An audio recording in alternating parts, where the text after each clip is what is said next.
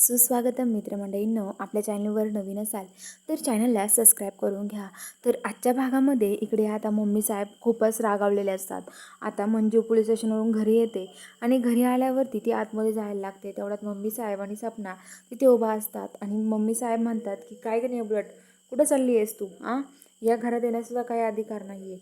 तुझ्यामुळे माझ्या सत्यावर ही वेळ आली आहे. आमच्या घरावर नुसतं संकट येतं तुझ्यामुळे. आणि हे बघ, हे घर काय तुझं नाही आहे. त्या मुन्नी की तुमचा. तर मग मंजू म्हणते तुम्ही असं करू शकत नाही.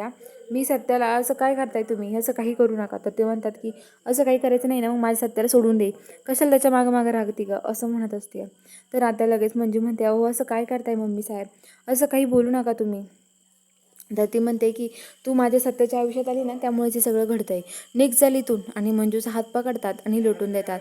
तेवढ्यात तिकडून सत्य येतो आणि मंजूचा हात पकडतो आणि आता म्हणतो की मम्मी काय करतेस तू हे, अगं तुला कळतंय का, वाघमाऱ्यांमुळे मी आज जिवंत आहे. वाघमाऱ्यांनी माझ्यासाठी काय केलं तुला माहिती आहे का? आणि वाघमाऱ्यांना जर कुणी काही हाई करायचा प्रयत्न केला ना, ची गाठ माझ्याशी, असं सत्या बोलतो.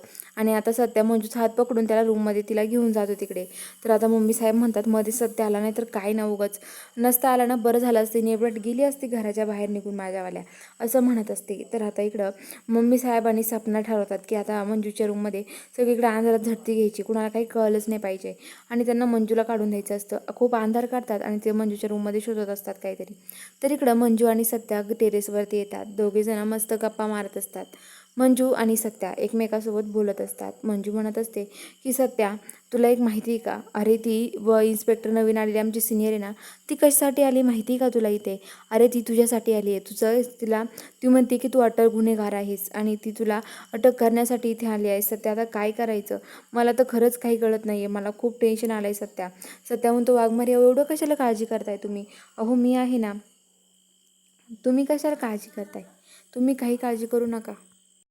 हो वाघमारे कशाला एवढं टेन्शन घेताय तुम्ही, काही करू शकत नाही आहे ती, माझं कुणी काही बिघडू शकत नाही आहे. तुम्ही माझ्यासोबत असल्यावरती मला कुणी धक्कासुद्धा लागू देऊ शकत नाही आहे, असं म्हणत असतात. तर आता मंजू म्हणते सत्या हो सगळं खरं आहे तुझं, पण मला खूप भीती वाटते.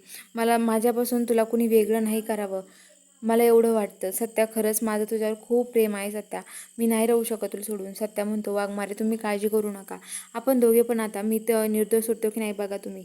आता मंजू म्हणते सत्या मी तुला वचन देते, मी तुला या सगळ्यामधून निर्दोष सोडेल, असं ती मंजू सत्याला म्हणत असते. सत्या म्हणतो वाघमारे माझा तुमच्यावर पूर्ण विश्वास आहे. आणि आता इकडं जी मंजू आहे ती मंजू आता सत्याला तिथं जवळ एकमेकाशी बोलत असतात. आणि आता सत्या आणि मंजू एकत्र येतात आणि दोघांशी ते बोलत असतात एकमेकाजवळ, दोघंच तिथे असतात. तर चला बघूया आता पुढील भागात नक्की काय ट्विस्ट असणार आहे. बघायला चॅनलला सबस्क्राईब करून घ्या.